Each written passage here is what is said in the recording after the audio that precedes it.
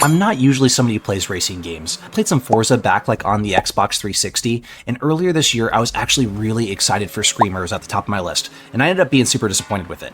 It felt way too arcadey, and honestly, after playing Forza Horizon 6, I don't think I could go back to racing games that do not give me a full world to explore. This game absolutely nails the setting. Japan is such a perfect location for Horizon. There's like the dense city in Tokyo, huge stretches of highway, mountain roads, there's farmland, you've got like coastal routes right alongside the ocean, and all of it feels connected really naturally. It's just set up well. I also like there's no like billboards, very little advertising. There aren't the distractions that I'm used to as like an American on the road. And what's also really cool is that there's almost no stoplights in this game outside of cities, so you spend way more time actually driving around instead of constantly stopping. It just feels like this game wants you to let loose, and when you are really going, it feels like your car is manhandling the road in the best way possible. The visuals are great. The lighting, weather, how varied the environments are. Right now, there's a seasonal bit going on where it's like winter in the game for the next 7 days, so like every month you kind of go through, it's cool. And this is probably the best looking racing game I've ever played. The car selection, awesome. You've got Ferraris, Lamborghinis, Hondas, Mazdas, Subarus, and even some weird little like dinky cars you'd never drive in real life, but they're kind of fun to mess around with. You even get to drive a delivery truck for some story missions. The economy in this game also feels like surprisingly generous.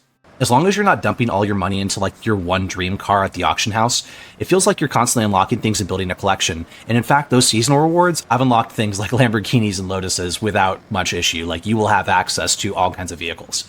Progression feels very good, and seasonal content throws a lot of free rewards at you. Activities are where the game really starts to show off, like what do you actually do?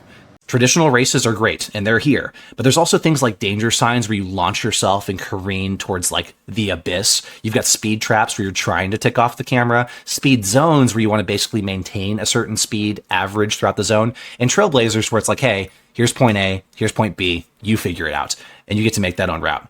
There's also rally content, dirt races. There's always something kind of like pulling your attention. The story, pretty minimal. I'm about 30 hours in. I'm racing to gain notoriety in the city. Great. But I don't think that's what people are playing the game for anyway. The progression system does a really good job at constantly unlocking things to do and giving you reasons to explore.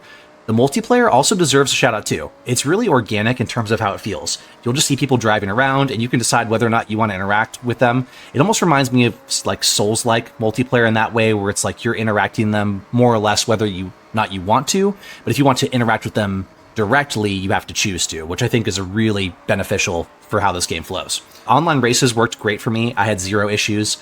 One thing that did surprise me though was like environmental destruction.